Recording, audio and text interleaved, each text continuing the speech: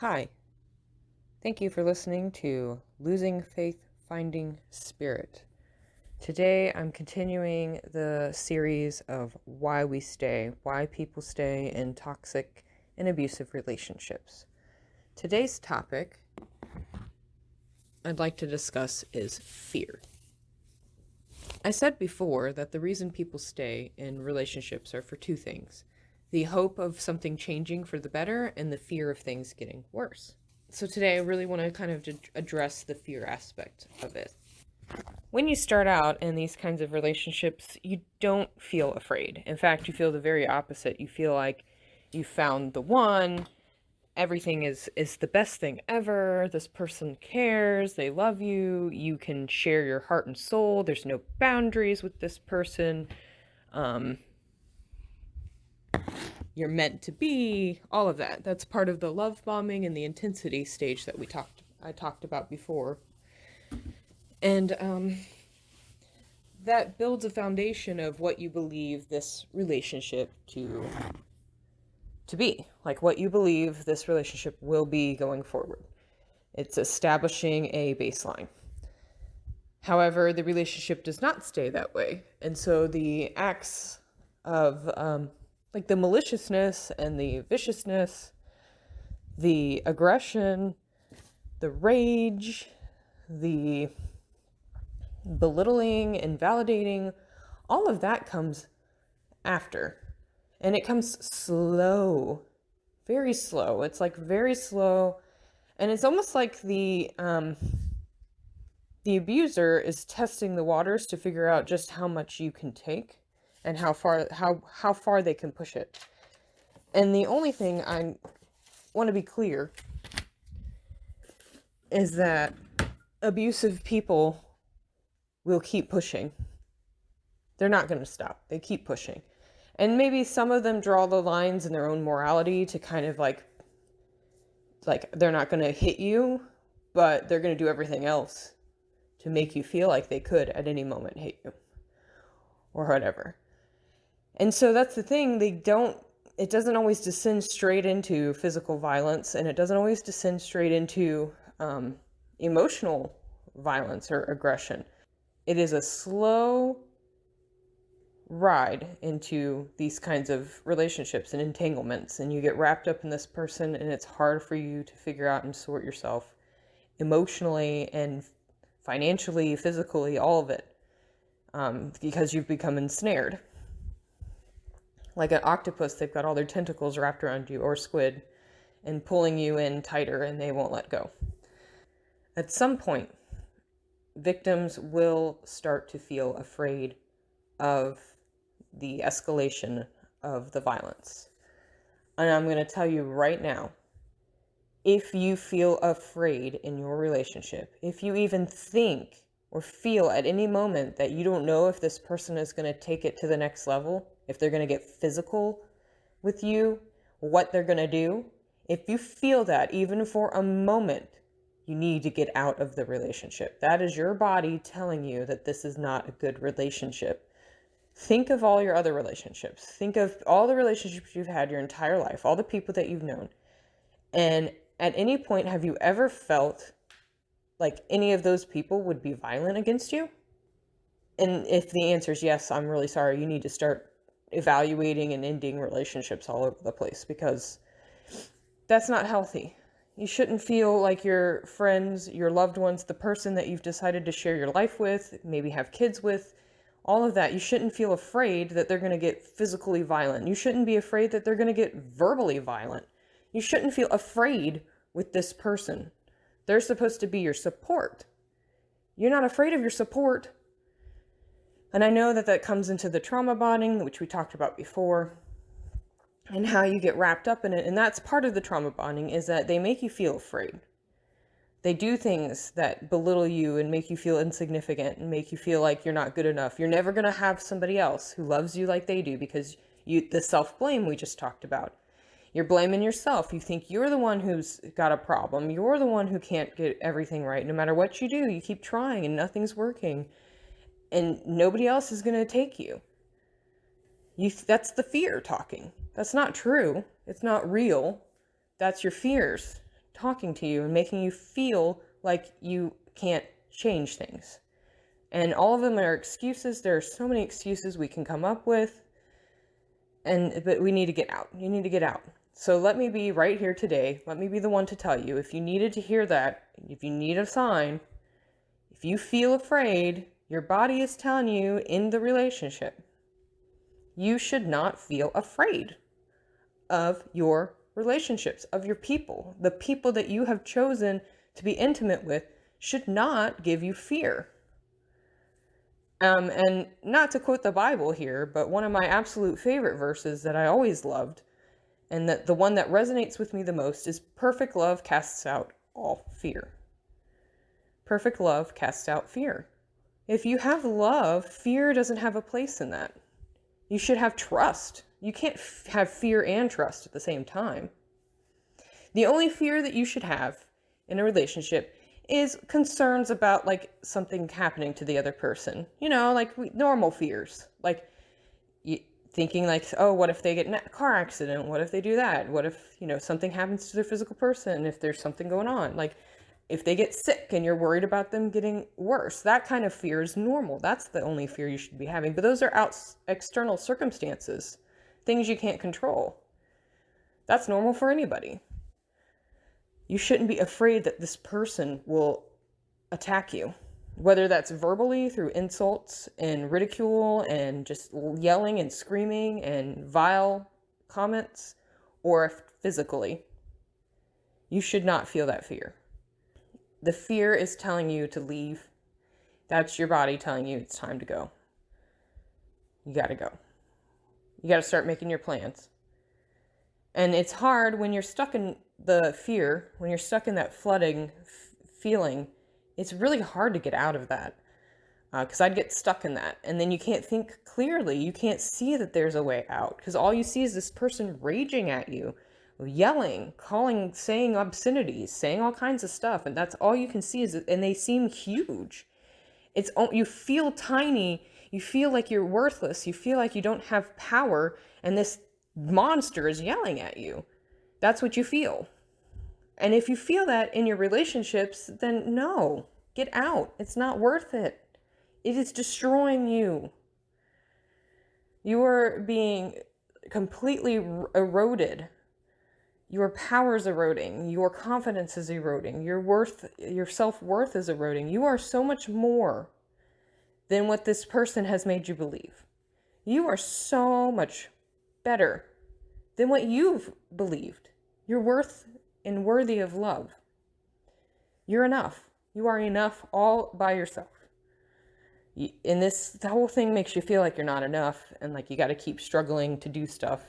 And that fear, it seeps into every area of your life, and before you know it, you're like jumping at noises, I panic attacks, you name it. There's all kinds of mental health things that come out. Anxiety, where you're just waiting. It's like, you're just waiting for something to happen all of the time. You're searching for signals that something's walking on eggshells. That's all this fear, and it's not healthy. It's not healthy for your body. Your body's stressed out to the max. Trust me, you're going to be burned out.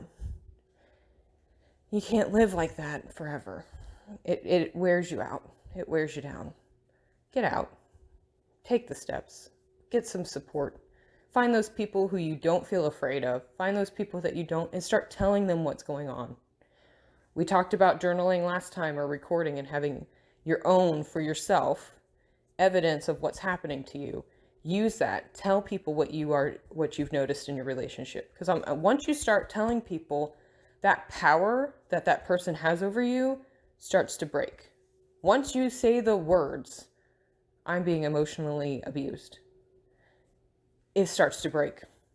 And even if that's just between you and a therapist, or you and one other person, telling somebody, getting it out of your system, getting it into the world is going to give you power, because that person's going to suddenly be on your side. If it's somebody that you trust, and you got to make sure it's those people that you trust. It's those people that you don't feel afraid of. It's those people that aren't on your person, the abuser side. Because the abusers a lot of times tend to get a lot of people on their side. They're very charismatic. That's what brought you into the relationship, right? And so they usually have a lot of people who are on their side and aren't going to believe. Thankfully, I didn't have that experience. I told the people I knew for sure I could trust. And once I started talking about it and really opening up and hearing them say, oh my gosh, that's terrible. Oh my gosh, what did he do? Oh my goodness, are you okay? Do you need me? Like, and then they started offering things like, here's a house you can stay if you need to get away. Here's somewhere for your child to stay. Here's some options that we have. Do you want to leave a bag at my house? Do you want to leave? Here's a spare key. Like, having those people is what helped me get an escape plan in case things got that bad. The problem is that the fact that I even felt that things could get that bad is a sign that it could have. You know. If you feel that it could get bad, you know that it could. You know that it could. It doesn't mean it will. It doesn't mean it will, and you'll be relieved if it doesn't. But the fact that you even feel like it will or could get bad says it's bad. It's bad enough to leave. It's bad enough. Get out. I want that to be your lesson. So the other thing to how to stop the flooding, my therapist taught me, is obviously take deep breaths. Meditation is good. Getting into your body and feeling those feelings and without judgment. Like, this is fear. What is this fear trying to teach me? This is anger. What is this anger trying to teach me? Listening to those feelings, letting them exist without, and not trying to push them aside. That's really good. And the other biggest thing was, she taught me this method where you tighten up the muscles in your face. So like you scrunch up your forehead and your eyes, like your eyebrows, like you scrunch them up, and then you relax. Hold it for 3 seconds, relax. Tighten up your jaw, real tight, hold teeth all together and relax. Tighten up your neck muscles, tighten, tight, relax. Shoulder blades, tight, relax.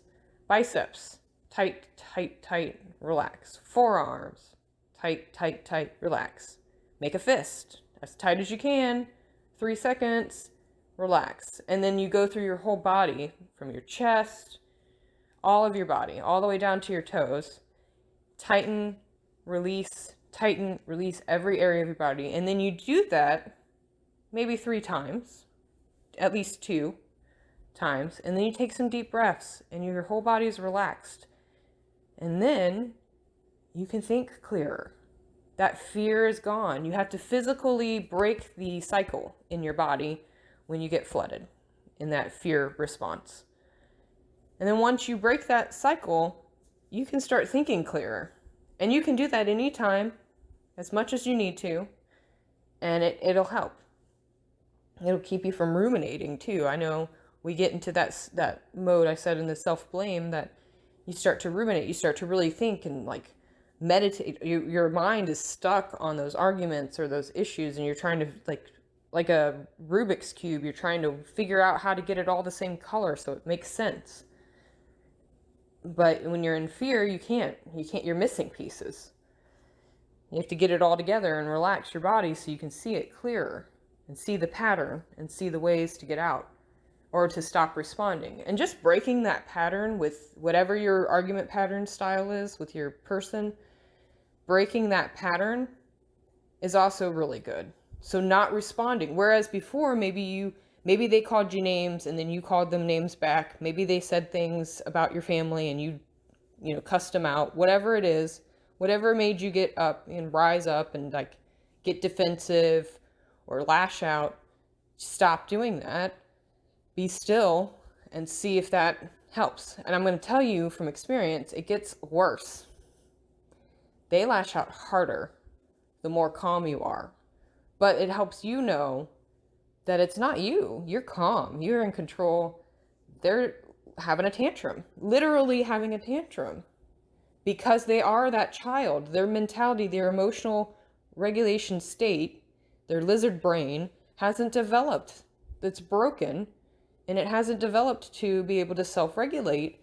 They are stuck mentally and emotionally on a child level because there was probably some kind of trauma in their childhood where they weren't able to get past that. and grow to a healthy stage where they can self-regulate. And so they are in a mental child state, and they don't know how to handle their big emotions. But that's not up to you to teach them. Remember, I told you before too, you are not responsible to teach them how to handle their emotional states. You cannot teach them. They don't want to learn. They have every opportunity, just like you. If they wanted to learn, they could get the resources themselves. You don't have to spoon feed them. They're a grown adult. Stop taking on responsibilities for people who are fully capable of handling it themselves. Stop doing it. It's not your job. Let it go. And break out of the fear. I hope this helps. You are not alone. It is a struggle to end these kinds of relationships. It is hard. It is physically and emotionally. It wears you down. You are not alone, but you can do it. And you need to do it for your sake, for your health and sake. And the more tools that you have, the calmer you can be through it, the more you can think about strategically how to leave and get the things that you need, the better you'll be when it's over. But even if you have to abandon things that you see, listen, there is nothing on this earth more important than your life, and if you have kids, your kids' lives. Human life is the most important. Maybe some pets, you know what I mean? Like if you got some fur babies, that's okay too. Those are important. You can get a new everything else. Everything else can be replaced. It doesn't feel that way. I know I don't want to lose things. Things are kind of important to us. We have sentiment and we have value. But in the end of the day, the most important thing you can do is to protect yourself, to get yourself safety. Again, I hope this helps. Thanks for listening. Bye.